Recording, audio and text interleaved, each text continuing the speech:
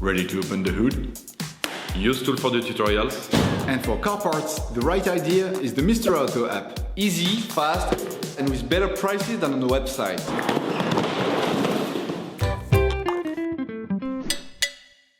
You can find the bulk timing kit in the video exclusively on the Mr. Auto website and in the link in the description. Turn your engine off. Pull up the handbrake. Pull on the bonnet release lever and open the bonnet. Before carrying out this operation, we recommend watching the video 10 things to know when changing a timing belt, as well as the video how to empty and bleed the coolant fluid circuit, since you will have to carry out both of these operations to avoid breaking the engine. For safety reasons, we recommend unplugging the battery. To do this, we recommend watching the video how to replace the car battery on a Peugeot 206 1.4 HDI. Loosen the stud bolts on the passenger side wheel. Lift the front of the vehicle.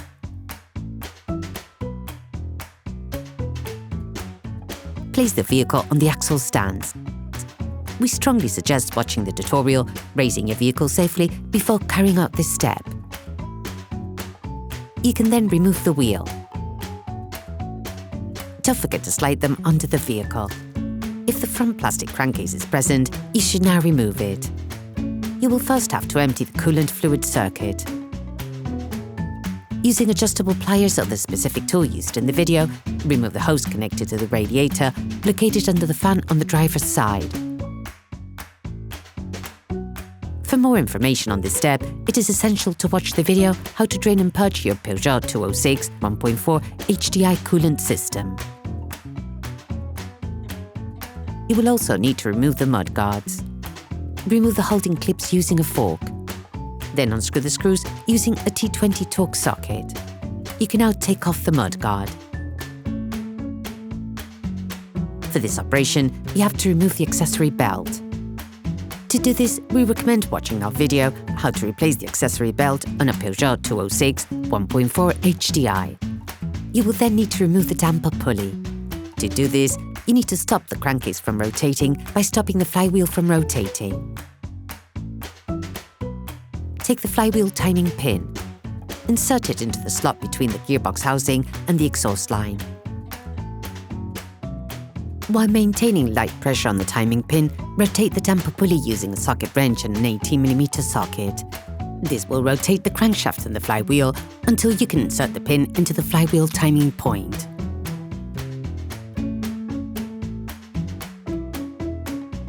Once the flywheel is locked, you can unscrew the screw holding the damper pulley in place using the socket wrench, an extender, and the 18mm socket.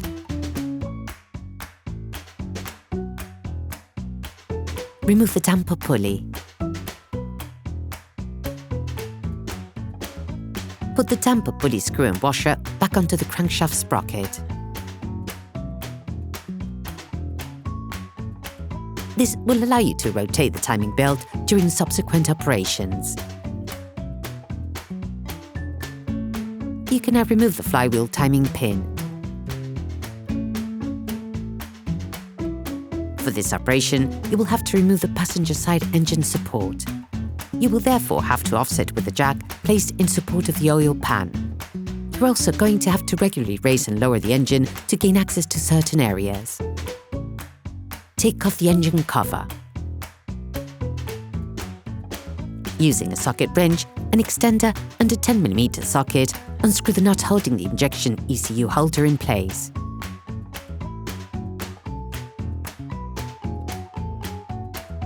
Then move the assembly aside.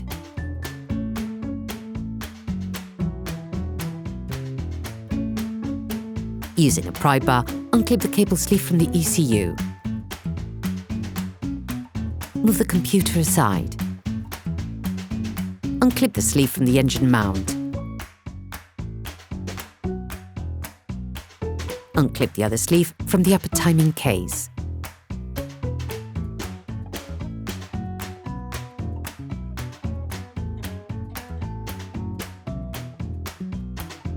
Using a socket wrench and a 13mm socket, unscrew the two screws holding the bridge clamp in place. Then remove it.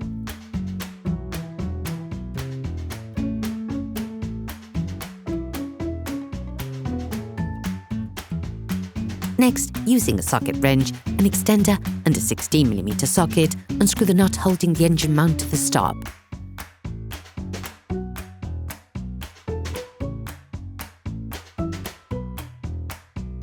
Using a T20 Torx socket, unscrew the 3 screws holding the right-hand engine mount to the intermediate mount.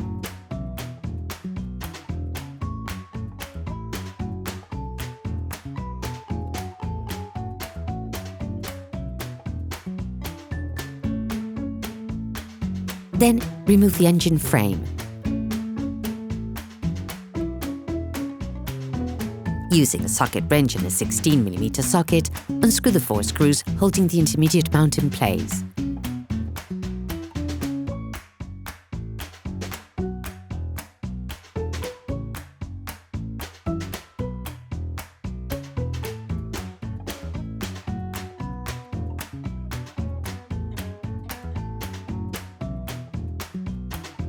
The last screw can't be removed, so leave it on the mount, which you can pull out during subsequent operations. Using a 7mm socket, unscrew the 5 screws holding the upper timing case in place.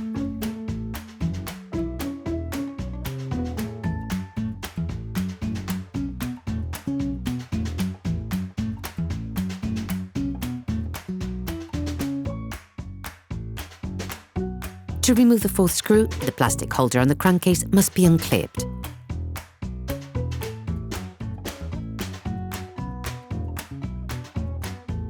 Lastly, remove the 5th screw.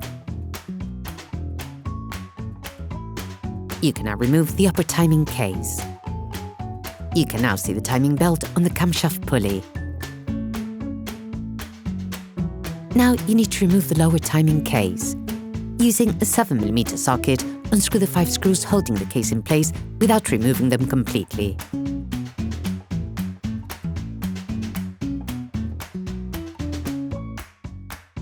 Unclip the TDC sensor cable, then remove the lower timing case.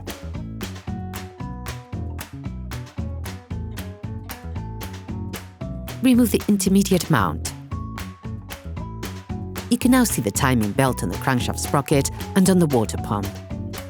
Using a socket wrench and a 7mm socket, unscrew the screw holding the anti-shift bracket in place. Then remove it.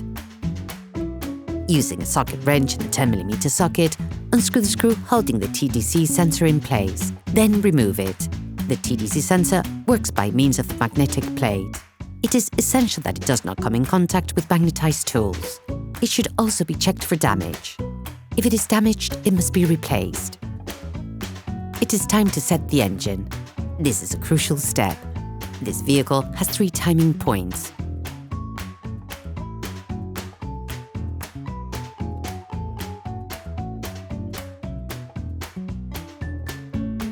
On the crankshaft, on the camshaft pulley, on the high-pressure pump. Turn the engine clockwise using the camshaft sprocket. Never ever turn the engine in an anti-clockwise direction. Rotate the crankshaft sprocket until the opening of the magnetic strip points upwards, allowing you to insert the crankshaft timing pin into its timing point. On this engine, even if the crankshaft is timed, this may not correspond with the crankshaft timing point. In this case, remove the timing pin and give the crankshaft sprocket an extra turn, which corresponds with a half turn of the crankshaft pulley. This will allow you to align the opening window on the crankshaft pulley with its timing point. Reinsert the crankshaft sprocket timing pin. Then install the crankshaft timing pin. When the 2 timing gauges are installed, this usually corresponds with the high-pressure pump timing point. If it doesn't, you need to remove the timing gauges and rotate the crankshaft sprocket again until the next crankshaft and camshaft timing point is reached and until the high-pressure pump can also be timed.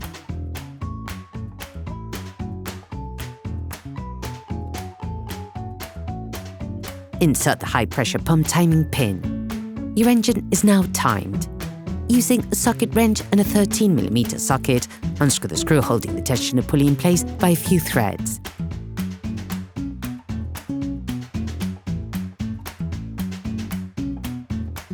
Then, using an Allen key, loosen the tensioner pulley, which will release the tension in the belt.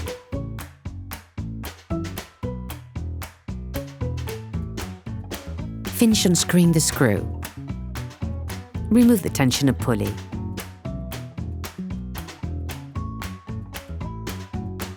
You can now remove the timing belt.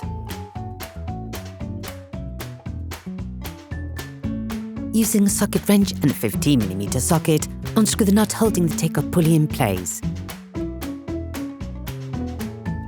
Then remove the pulley. You will now need to remove the water pump. Using a socket wrench, an extender and a 10mm socket, unscrew and remove the 7 screws holding the water pump in place. Some of the screws are unscrewed from the top of the vehicle, others from the bottom.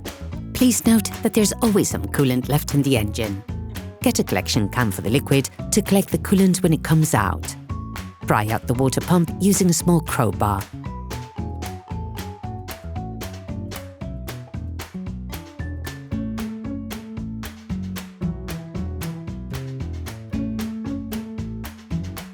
In order to avoid any leaks, you have to properly clean the gasket surface on the water pump. Okay, guys, if we can share this video with you and help you save a lot of money, is also thanks to our partner, Mr. Auto. So, if you want to support us and buy the part for this operation, visit their website. Okay, back to work. You will find the bulk parts and products used in the video on the Mr. Auto site and in the link in the description. Take your new water pump. Everyone's natural reflex is to take the water pump in hand and turn the pump to check that it's working properly. But this is a serious mistake, as that can irreversibly damage the water pump. Why? The internal mechanical seal is not yet lubricated. The coolant is not yet performing its sealing and lubricating function between the dynamic and static seals. The rotation of the water pump in dry conditions will cause intense friction between the two components and will damage them before repair, even before installation. This will cause coolant to leak constantly from the water pump. It is necessary to immerse the pump in coolant and run it about 10 times to form a mechanical seal, which acts as lubricant and protective film between the dynamic and static seals, similar to the film created by oil between the cylinder wall and the piston rings. Have the new gasket ready. Install it on the water pump. Tip: put 2 screws in place on the pump, which will make it easier to hold the seal in place during installation. Install the new water pump and screw it back on until it makes contact. It is essential to follow the screwing sequence shown in the video to avoid leaks during use. Finish tightening with a torque wrench, again following the correct sequence.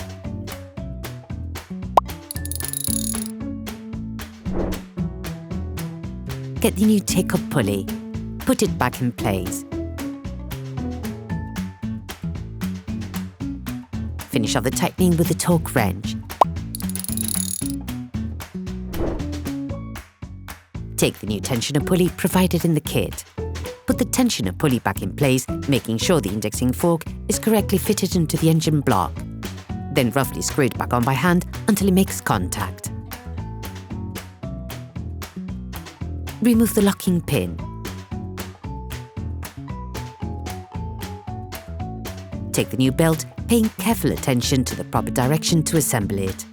The arrows on the belt have to point clockwise. You now have to put in the new belt. Start by installing the belt on the crankshaft sprocket.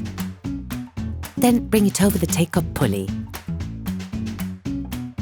Install it on the crankshaft pulley, maintaining a degree of tension so that as many teeth as possible are available for installing the belt on the other components.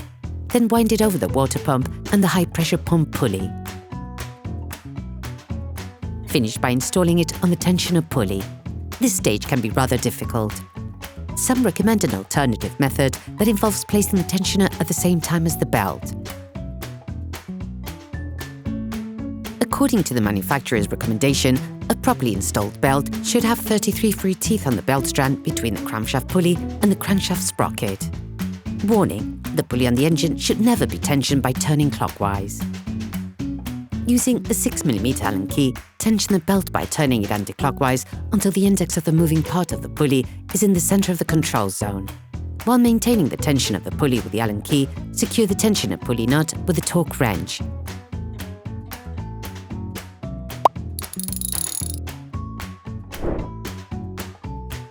Before checking the assembly, put the TDC sensor back in place and screw it back on.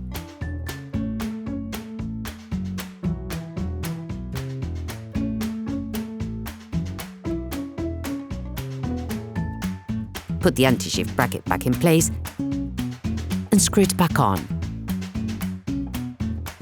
Then remove the timing gauges. You now have to check the assembly on the timing belt. Using a socket wrench, and while still working in an anti-clockwise direction, give 2 full turns to the timing belt, which is the same as 1 engine cycle. This enables you to check the proper synchronization of the engine and that the setting has been done properly. Be aware that this compression of the engine may make the rotation difficult. Nevertheless, check that there's no significant blockages. Once the 2 turns on the timing belt have been made, you now have to reset the engine. Repeat the previous timing instructions, then reinsert the timing gauges. If you've been able to put the 3 timing gauges back in and there's no shift, your belt is correctly installed. Take this opportunity to check the tensioner pulley tension after the 2 belt turns. Then remove the timing gauges. Put the intermediate mount back in place using the pre-fitted screw. Then screw the 4 screws back on until they make contact. Finish off the tightening with a Torx wrench.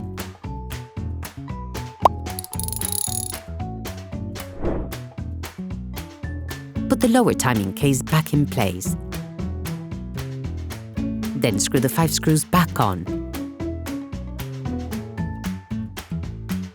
Clip the TD sensor cable back onto the case. Put the upper case back in place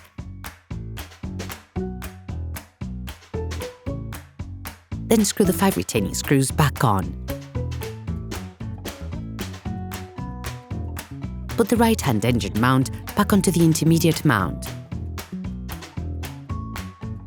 Then screw the 3 screws back on. Finish off the tightening with a Torx wrench. Screw the engine mount nut back onto the stop.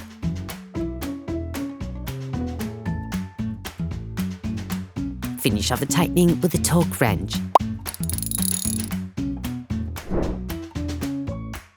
Put the bridge clamp back into its slot. Then screw the 2 retaining screws back in. Clip the mount back into the upper case. Then put the cable sleeve back in place and lock it in its clips. Reinstall the injection ECU in its slot. Then screw the retaining nut back on. Clip the sleeve back onto its holder. You will then be able to take off the jack. Now you need to repeat the flywheel locking technique to put the damper pulley back in place.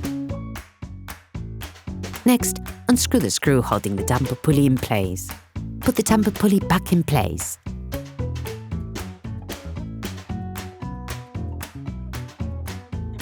Take the new damper pulley retaining screw supplied in the kit. Then put it back in place. It is essential to fit a new screw as it is a single-use expansion screw. Finish off the tightening with a Torx wrench.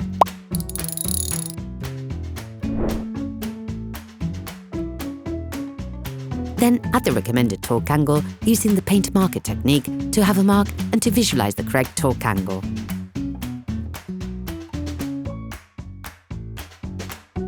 Remove the timing pin. You can now put the drive belt in place. To do this, we recommend watching the video How to Replace the Accessory Belt on the Peugeot 206 1.4 HDI. Put the mudguard back in. Replace the holding clips. Screw the screws back in. You can then put the vehicle wheel back in place and lower your car to the ground, not forgetting to fully fix the wheel in place. Reconnect the battery. Put the engine cover back on. Before using your vehicle, you have to put the coolant fluid back in and purge the air from the circuit. Watch the video How to Drain and Purge the Coolant System on a Peugeot 206 1.4 HDI. Operation completed. Hi, it's Theo from UseTool. I hope this video has helped you a lot in your car maintenance. We would be super grateful if you could spread the word so that we can produce even more tutorials. Simply give us a like, a comment, and hit that subscribe button. It really helps us boost the channel and help the whole community. Thanks a lot and have a great one.